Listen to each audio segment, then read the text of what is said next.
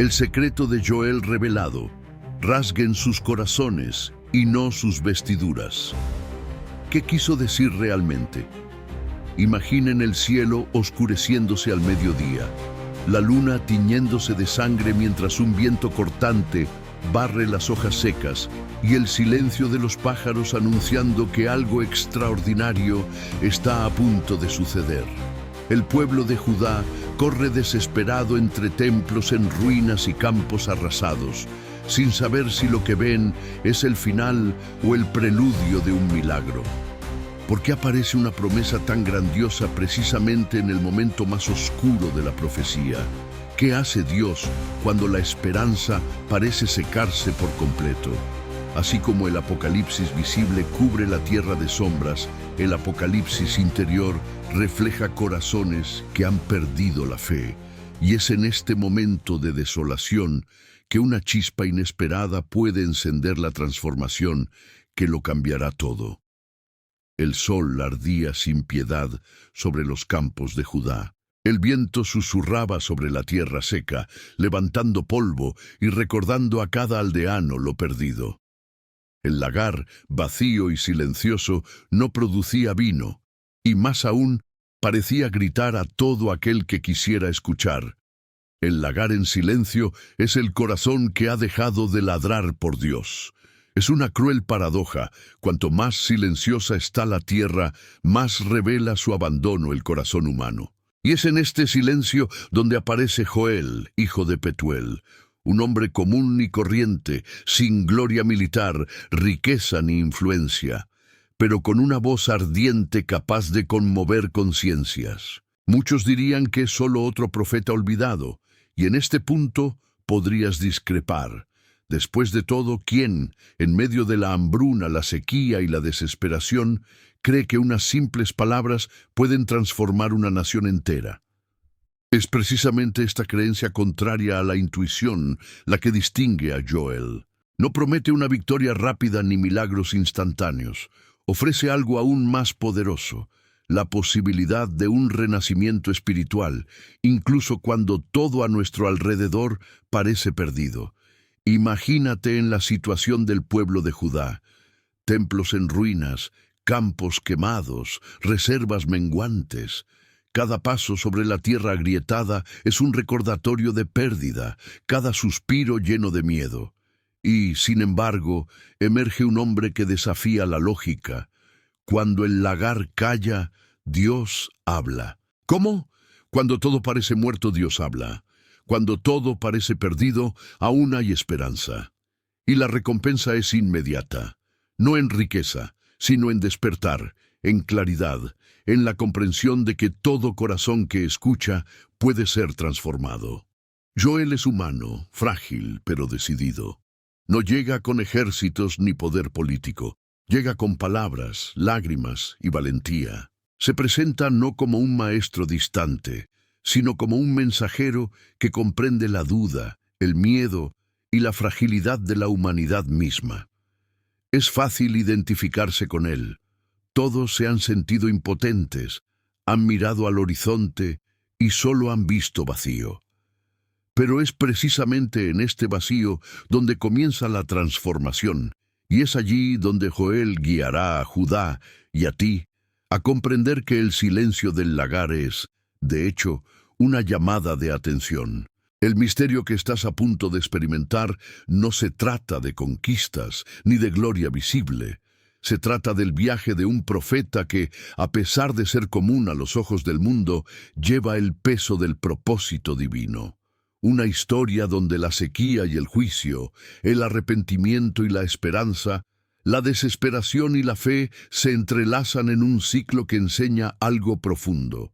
Incluso los corazones más resecos pueden volver a latir, y quienes creen estar solos pueden formar parte de algo más grande. Y así, mientras el viento levanta el polvo en los campos quemados y el lagar permanece en silencio, estás a punto de entrar en la vida de Joel, hijo de Petuel, un hombre común con una voz de fuego, lista para encender no solo la tierra de Judá, sino el corazón mismo de todo aquel que se atreva a escuchar.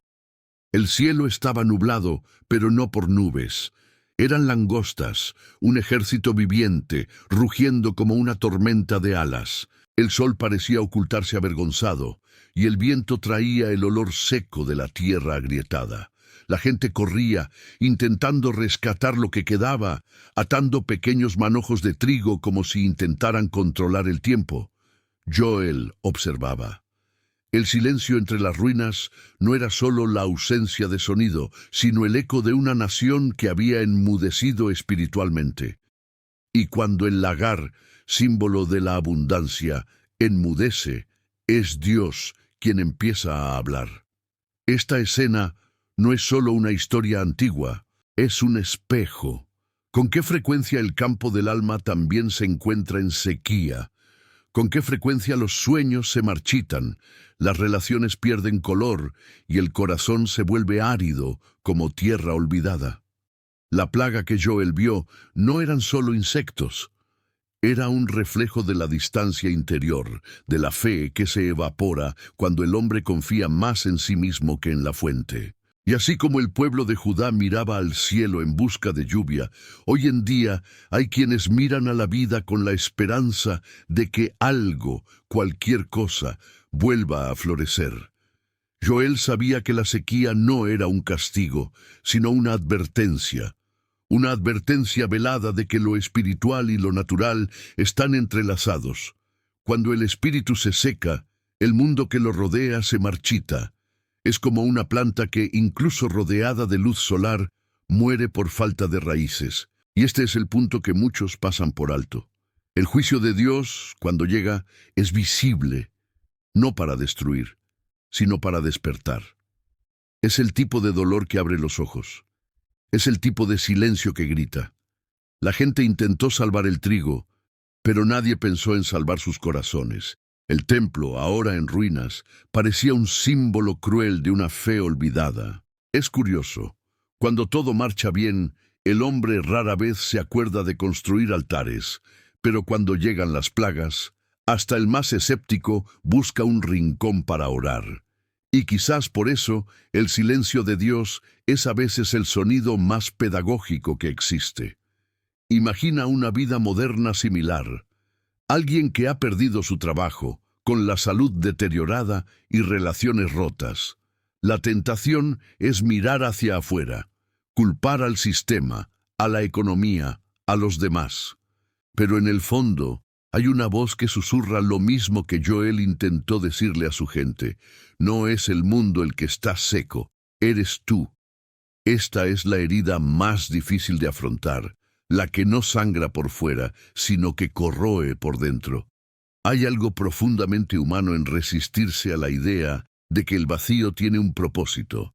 Buscamos consuelo, no confrontación. Pero el desierto es la escuela de los despiertos. Es allí donde la humanidad aprende a escuchar lo que antes ignoraba. El ruido de la carencia revela lo que el exceso ocultaba.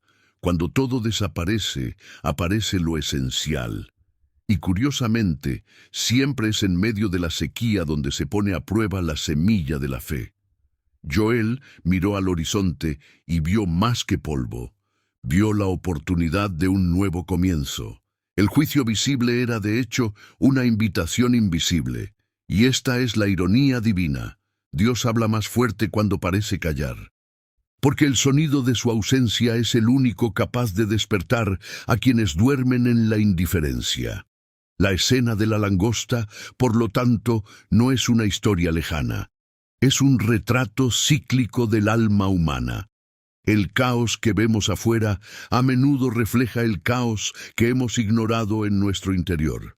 Y quienes sienten el peso de esta revelación comprenden algo sutil. El silencio de Dios no es ausencia, es paciencia.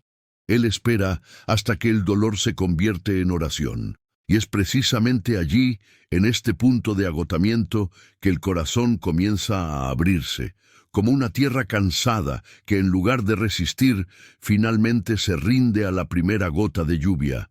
Pero aún no es tiempo de lluvia. Antes de que llueva, llega el clamor. Antes de la restauración llega el arrepentimiento, y es en este umbral, entre el final y el principio, que Joel se pone de pie y pronuncia las palabras que lo cambiarían todo. Llamemos al ayuno, que el pueblo se reúna. El viento seco que antes solo traía polvo comenzaba a traer murmullos de esperanza. Joel, con voz firme y mirada urgente, se puso de pie y dijo: «Convoquen un ayuno, reúnanse al pueblo». No era solo un llamado a rituales o ayunos vacíos, sino un llamado profundo a tocar el alma. Rasgarse las vestiduras era tradición, rasgarse el corazón, valentía. Y es en este punto donde comienza la transformación. El verdadero cambio nunca proviene de lo visible, sino de lo que se mueve silenciosamente en nuestro interior. La gente se reunió, hombres, mujeres, niños, todos juntos, pero cada uno solo con sus pensamientos y temores. La escena tenía un ritmo, casi musical.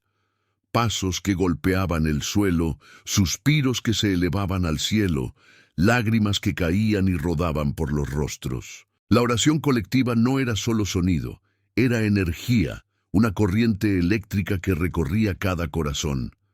Joel lo sabía.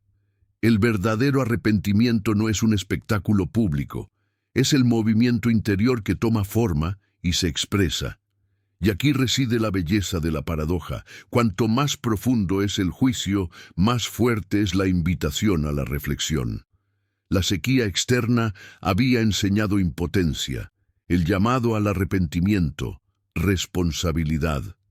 Rasga tu corazón, no tus vestiduras. La frase no podría ser más directa, pero aún así requería práctica para comprenderla. Es como decirle a alguien hoy: no basta con disculparse, cambia tus acciones. No basta con sentir vergüenza, cambia tu forma de ser. Es fácil rasgarse la vestidura, mucho más difícil rasgar el orgullo, el miedo o los viejos hábitos.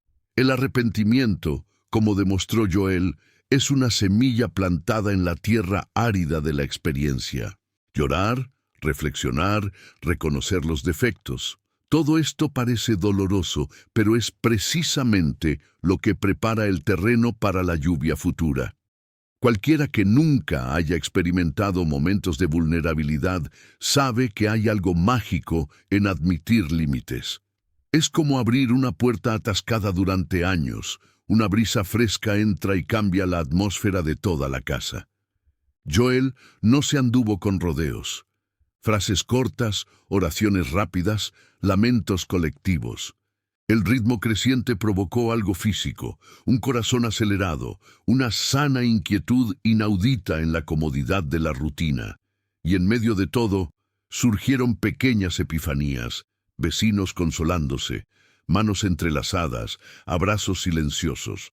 Era una prueba concreta de que el arrepentimiento genera conexión, de que el despertar espiritual es contagioso.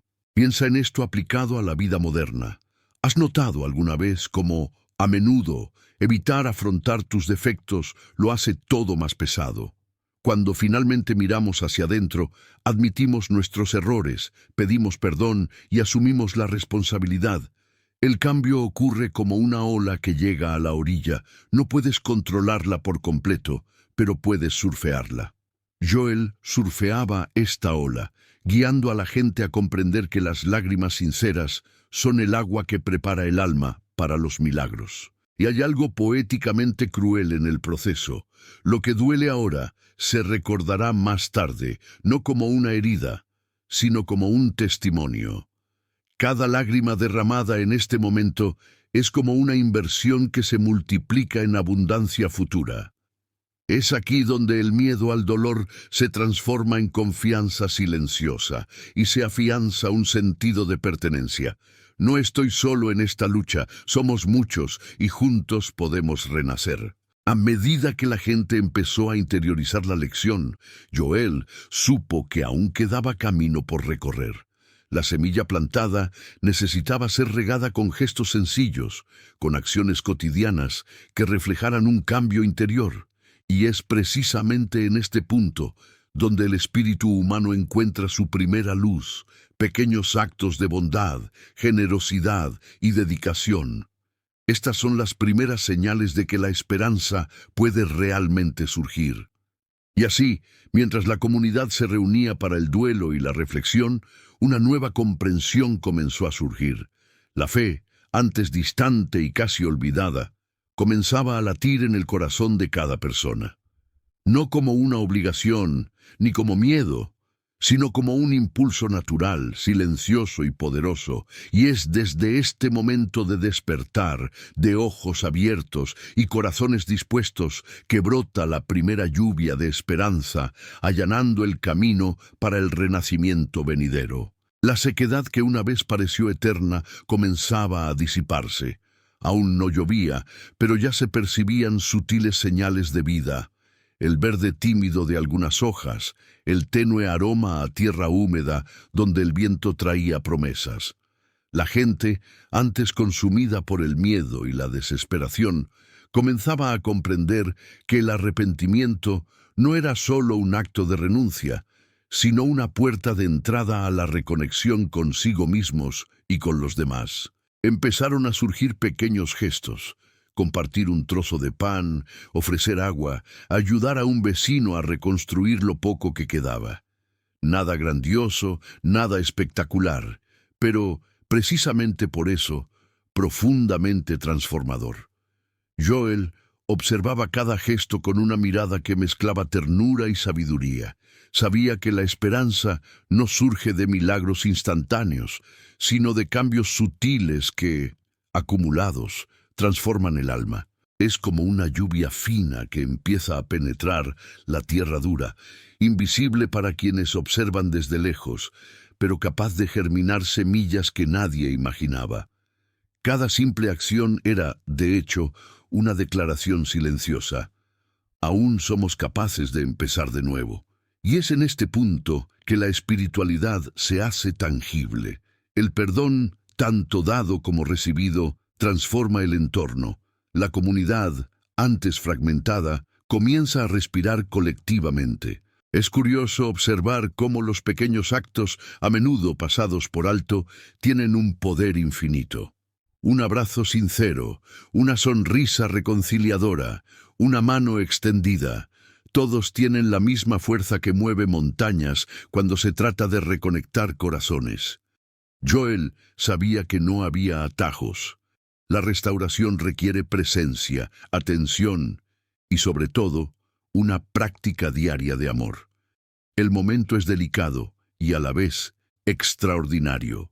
Cada gesto de reconciliación resuena más profundamente que cualquier sermón.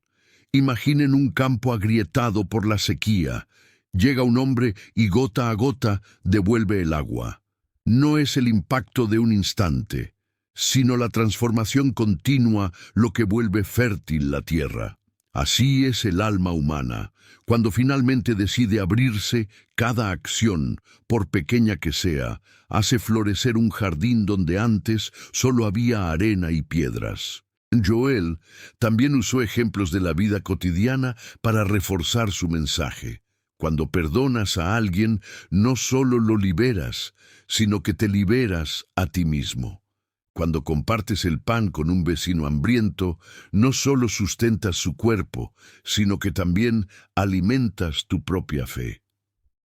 Palabras sencillas pero cargadas de significado. Sabía que el lenguaje debe tocar el corazón antes de poder enseñar, porque solo un corazón despierto puede generar un cambio genuino.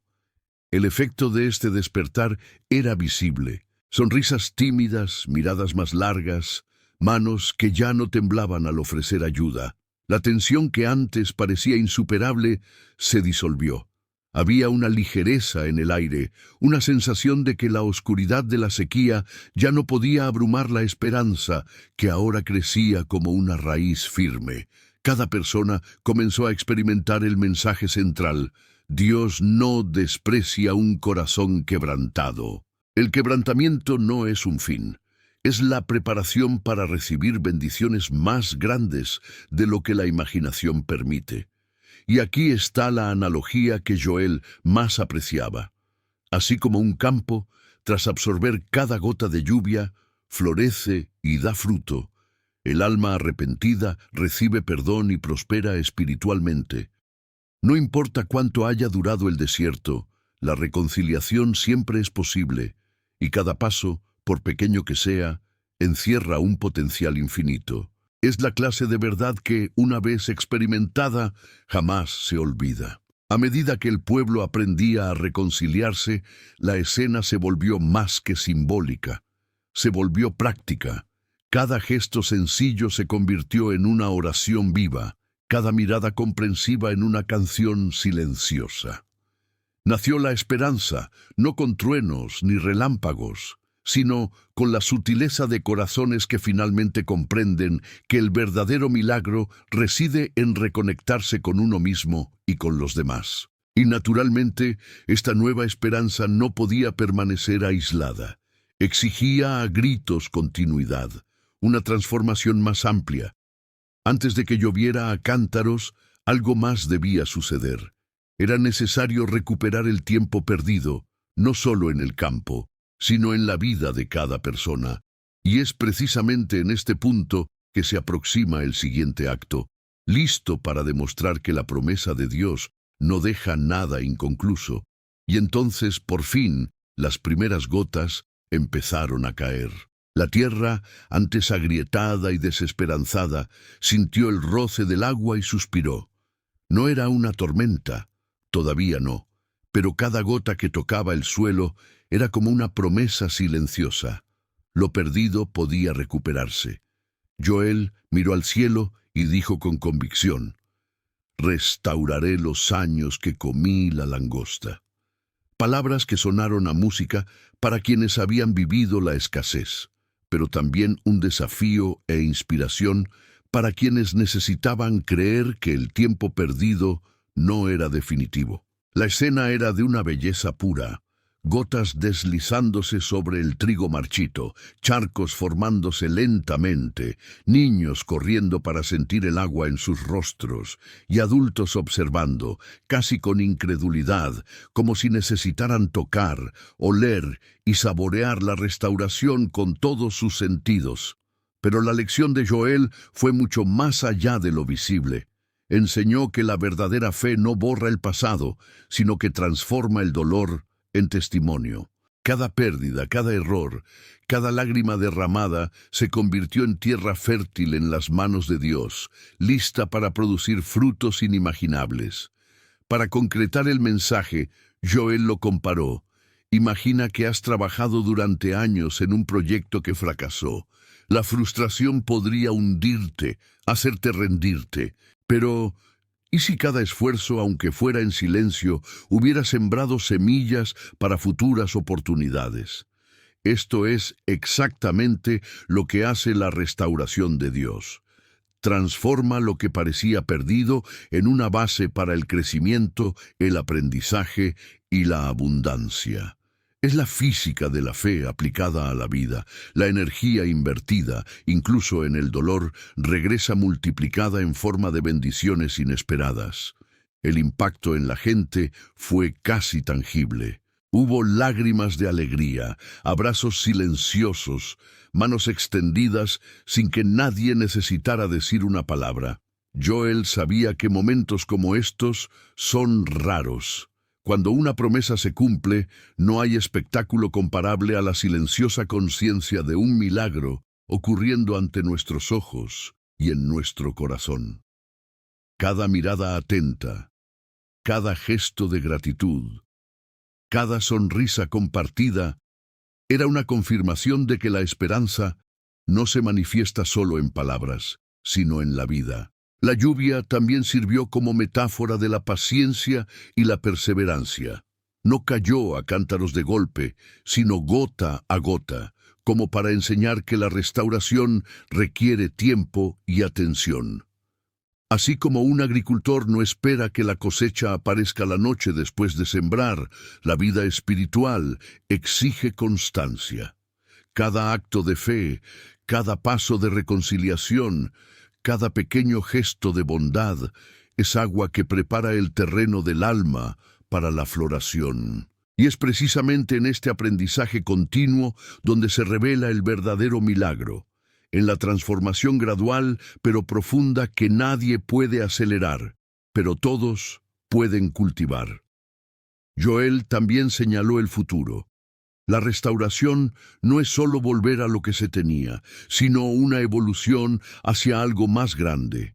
Cada pérdida transformada en testimonio fortalece a la gente, une a la comunidad y enseña lecciones duraderas. Es el tipo de aprendizaje que nadie olvida, un tesoro interior que una vez adquirido nadie puede arrebatar, y al sentir la lluvia en las manos y el rostro, sus corazones comenzaron a comprender que la fe no se trata de olvidar el dolor, sino de usarlo como puente hacia un futuro más fértil. A medida que el agua se filtra en la tierra, crece la expectativa. Si el pasado se está restaurando, ¿qué está por venir? Joel sabía que el siguiente paso no era solo sentir la lluvia, sino percibir la presencia constante de Dios en la vida cotidiana, no como una idea lejana, sino como un compañero fiel. La restauración es solo el comienzo, y el milagro más profundo está a punto de manifestarse.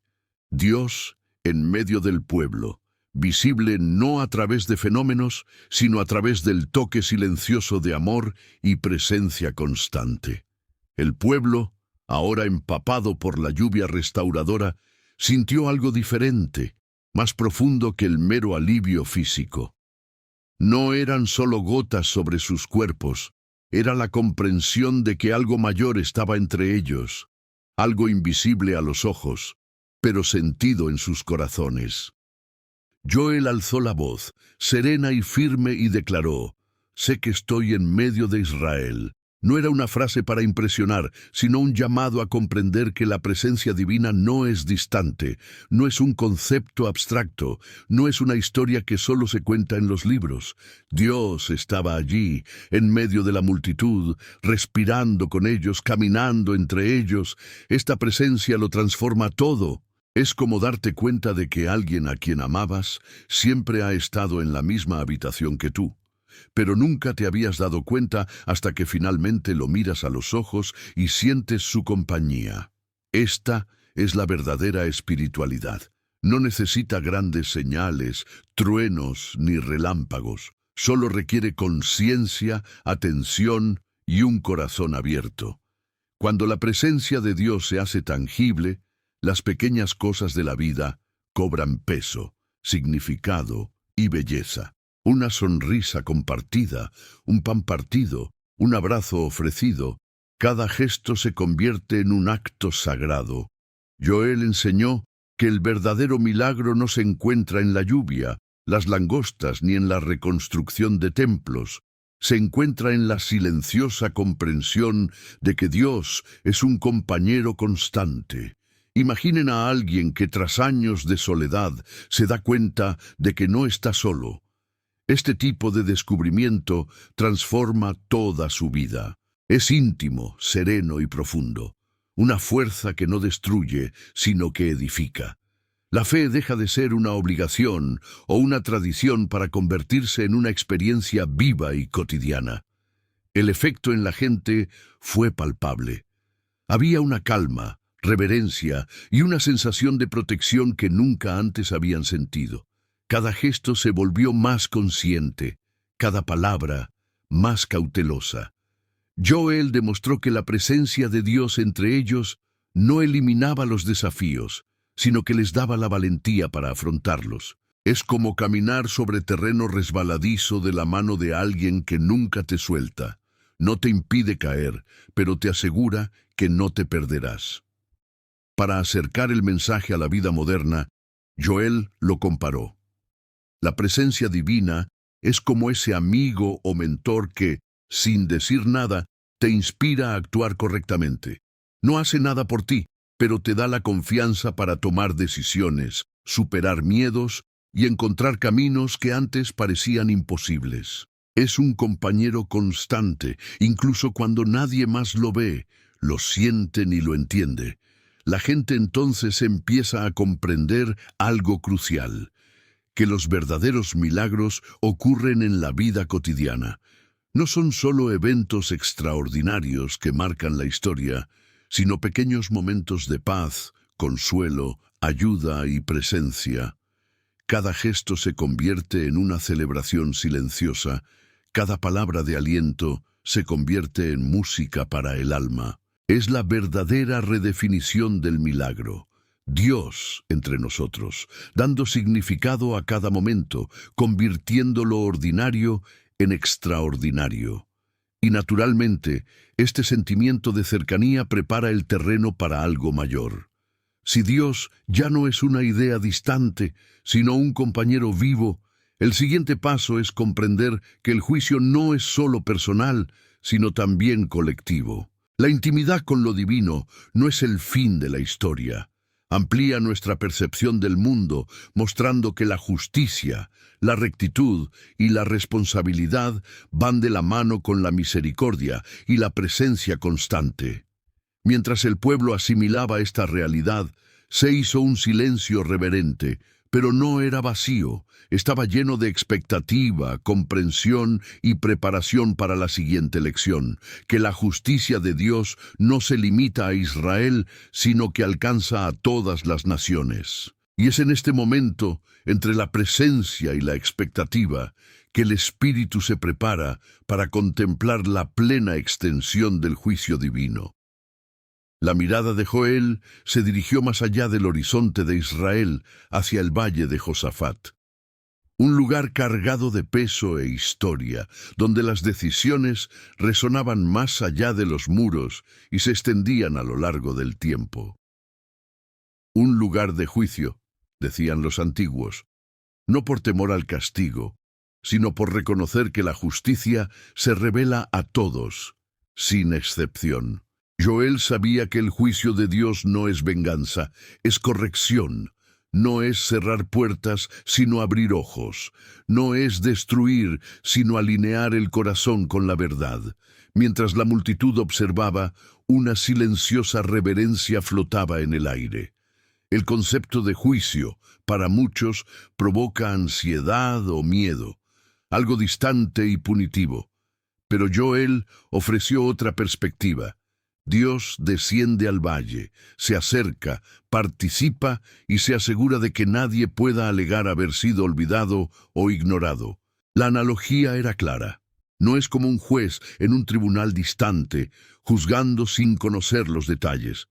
Es como un mentor sabio que entra en la sala, observa, enseña, corrige e incluso ofrece ayuda a quienes están dispuestos a aprender. El impacto en la gente fue profundo. No hubo un espectáculo de terror, sino una tensión reverente. Cada persona sintió el peso de la responsabilidad colectiva, pero también la oportunidad de crecer. Joel enfatizó que el juicio no elige con base en el poder, la riqueza o la apariencia, sino con base en la verdad. Es un recordatorio de que las acciones tienen consecuencias y que la integridad, incluso invisible a los ojos humanos, nunca pasa desapercibida ante lo divino. Para llevarlo a la vida cotidiana, Joel lo comparó. Imaginen una empresa, un equipo, una comunidad. No hay verdadero equilibrio si se ignoran decisiones importantes, se ocultan las injusticias o no se confrontan los errores. La corrección, cuando se realiza con cuidado e intención, no humilla, educa, transforma y fortalece. Lo mismo ocurre con la vida espiritual. El juicio de Dios no es un castigo frío, sino un cálido recordatorio de que somos responsables de lo que sembramos y que la corrección es una oportunidad para crecer. Joel también se esforzó por demostrar que el juicio es democrático. Nadie está fuera del alcance de la justicia divina. Dios no juzga desde lejos, sino que desciende al valle para que nadie pueda decir que no lo vio. Cada acción, por pequeña que sea, es vista. Cada decisión tiene repercusiones. La metáfora del valle es perfecta. Todos, ricos o pobres, grandes o pequeños, pasan por el mismo terreno, no para ser castigados, sino para aprender, purificarse y alinearse con la verdad. A medida que la gente asimilaba este mensaje, surgió un sentimiento ambivalente, miedo y respeto, sí, pero también esperanza. porque reconocer la justicia de Dios significa que nada pasa desapercibido, pero también que la misericordia siempre está presente. El juicio, cuando se comprende, no es terror, sino claridad, no es cierre, sino oportunidad, no es condena, sino alineación con lo que realmente importa. Joel preparó entonces el terreno para el siguiente paso. Si el juicio alcanza a todas las naciones, se acerca la decisión final, el verdadero clímax. Un momento en el que multitudes se enfrentan a sus decisiones, sus debilidades y sus oportunidades, y descubren que el ruido y el refugio coexisten de maneras sorprendentes.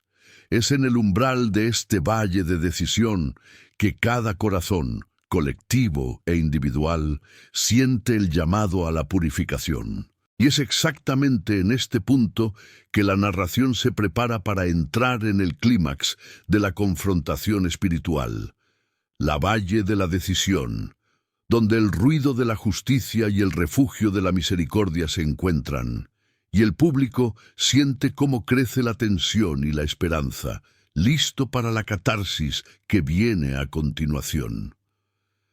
El valle respiraba tensión y expectación. Multitudes se extendían hasta donde alcanzaba la vista, cada rostro marcado por su decisión, cada corazón latiendo entre el miedo y la esperanza. Las trompetas resonaban, rugidos se elevaban desde las profundidades del cielo. Oscuridad y luz se entrelazaban en una danza apocalíptica que dejaba a todos sin aliento. Joel miró y supo. Este no era solo un lugar físico, era el reflejo de cada alma enfrentándose a sí misma. Aquí nadie podía fingir ni esconderse. Cada decisión salía a la luz, desnuda y cruda, y el Señor rugía desde Sión, pero al mismo tiempo ofrecía refugio a quienes estaban dispuestos a confiar. Es curioso cómo funciona la vida así también. Todos tenemos nuestros valles de decisión, momentos en los que las decisiones parecen abrumadoras y las presiones externas e internas se mezclan en una tormenta casi insoportable.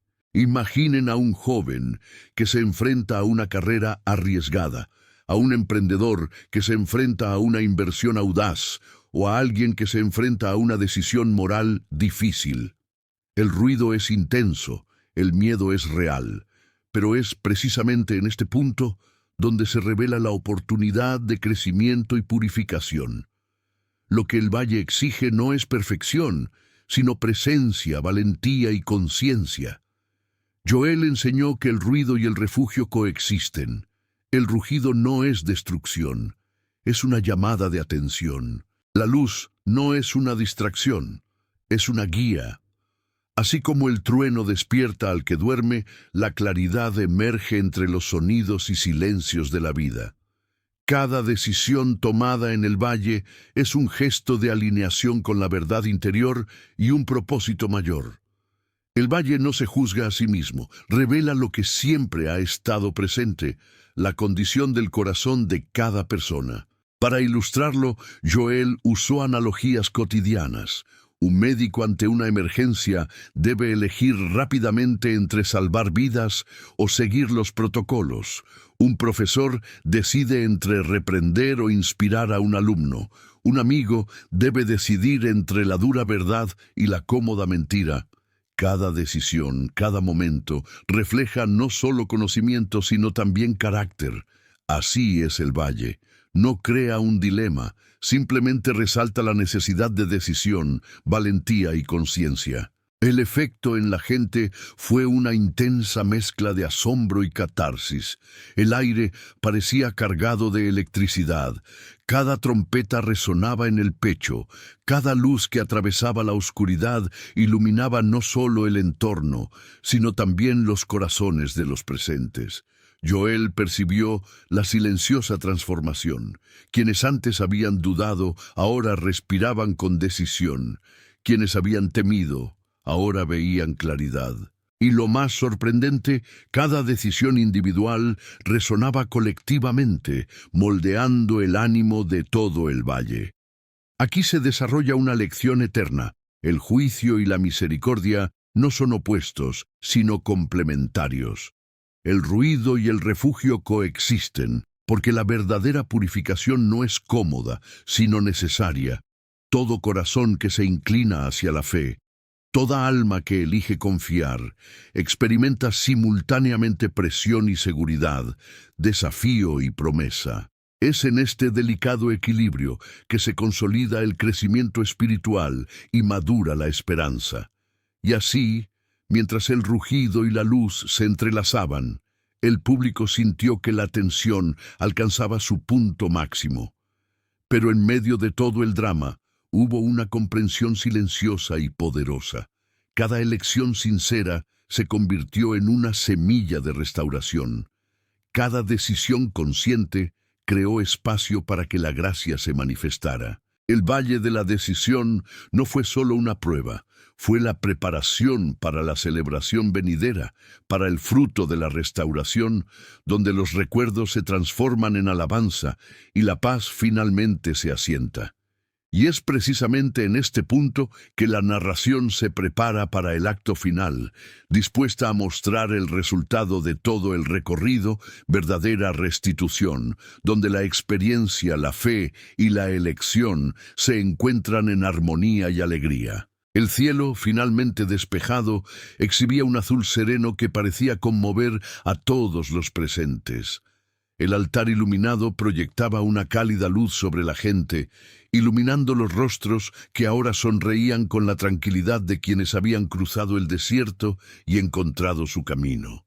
El canto colectivo resonaba no solo por los valles, sino en el espíritu de cada individuo, una celebración silenciosa pero profundamente sentida. Joel observaba con expresión serena, sabiendo que cada lágrima derramada, cada oración hecha, cada decisión valiente, había culminado en ese momento de plenitud. El mensaje central fue claro: personas con memoria y alegría. Esa es la verdadera restitución. La restitución no es solo devolver lo perdido, es integrar el pasado, aprender de él y permitir que cada experiencia se transforme en sabiduría y gratitud. Así como la lluvia nutrió la tierra y produjo cosechas, el juicio, el arrepentimiento y la restauración espiritual produjeron frutos visibles en la vida de las personas. Es prueba de que la verdadera transformación es a la vez externa e interna, práctica y emocional, visible y silenciosa. Joel usó una poderosa analogía. La lluvia representa la gracia, el lagar representa el juicio, el valle representa la decisión y el nombre de Dios representa el refugio. Todo esto se entrelaza para mostrar que cada etapa del camino, de la sequía a la esperanza, de la decisión a la restauración, forma parte de un proceso mayor. Así como un agricultor ve los frutos de su trabajo tras meses de dedicación, cada alma que supera la prueba emerge transformada, más fértil y capaz de prosperar en cualquier terreno que la vida le ofrezca. La emoción entre la gente era palpable. Había un silencio respetuoso, interrumpido solo por cánticos y susurros de gratitud. Joel comprendió algo esencial. La verdadera restitución no es meramente física o material, sino espiritual. Es cuando el corazón aprende a recordar y al mismo tiempo a alabar. Es cuando la memoria no trae dolor, sino sabiduría. Cuando la experiencia no paraliza, sino que fortalece. Cuando la fe no es miedo, sino alegría y confianza. Para trasladar esto a la vida cotidiana del observador, imaginemos a alguien que ha superado una etapa difícil de su vida, la pérdida de un empleo, la ruptura de una relación, una enfermedad, y ahora mira hacia atrás con reconocimiento y gratitud. Esta es la verdadera restitución, no borrar el pasado, sino usarlo como combustible para crecer, para actuar con mayor conciencia, para amar con mayor intensidad. Cada gesto, cada palabra, cada decisión diaria se convierte en parte del milagro de la transformación. Joel sabía que su audiencia necesitaba comprender que la culminación del viaje no era solo el evento externo, sino la internalización del aprendizaje. La verdadera restitución se manifiesta cuando la comunidad y cada individuo en ella comprende la conexión entre el juicio, el arrepentimiento, la decisión y la gracia. Y es en esta comprensión que el ciclo se completa. Cayó la lluvia, la tierra recibió, el pueblo decidió y ahora el fruto brota, no como una simple recompensa, sino como testimonio de que la fe, cuando se vive, transforma vidas profunda y permanentemente. Y al final aún flotaba en el aire una sensación de continuidad. La historia no termina con la restauración, se convierte en una invitación a que cada persona aplique lo aprendido, para que cada acto de bondad y cada decisión consciente sigan dando fruto. El verdadero milagro, como siempre decía Joel, no es solo sobrevivir a la tormenta, sino aprender a florecer después de ella. Y así, el ciclo se cierra, dejando la puerta abierta a nuevos caminos, nuevos desafíos y nuevas oportunidades para experimentar la presencia, la justicia y la gracia de Dios de forma viva y personal.